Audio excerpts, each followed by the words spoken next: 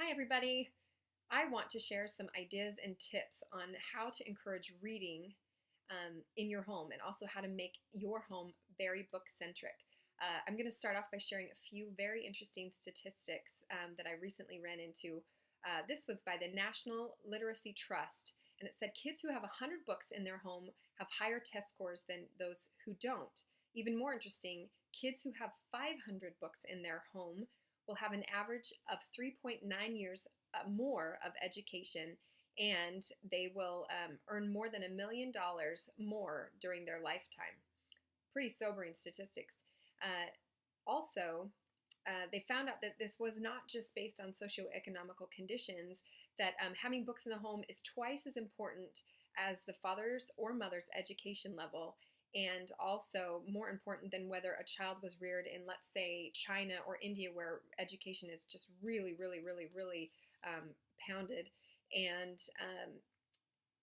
so I just found those statistics very interesting. We want to line our homes with books so that our kids can really have a fighting chance. One other very fascinating statistic that I found was by Scholastic in 2013.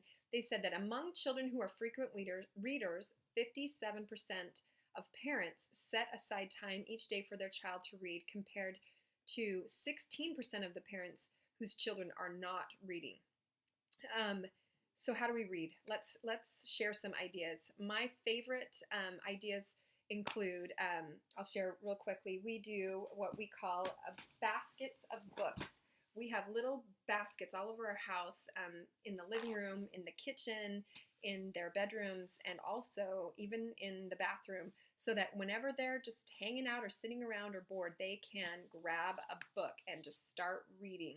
Um, Another thing that I like to do is use forward-facing bookshelves. This really is a way to advertise reading and books in the home. I bought these. They're basically picture mantles from IKEA for less than $10 a shelf, and it just is always kind of like saying, read me," and I love that. Another idea that I do, I get a box. This is my Usborne book box, and I fill it with different books. Once a week, and just kind of rotate different books out, new books that they haven't seen, and bring the box out in the evening and let them just go through this new treasure chest of books, and we get to read together, and they love exploring the new books. You can repurpose old books and hide books and bring them back, and they just love that. The other idea is, obviously you're fighting video game time. So I always say my kids have to read before they can play video games. And if you want to even go further, I kind of tease them and do a trick and say, as a reward, they get to stay up later to read.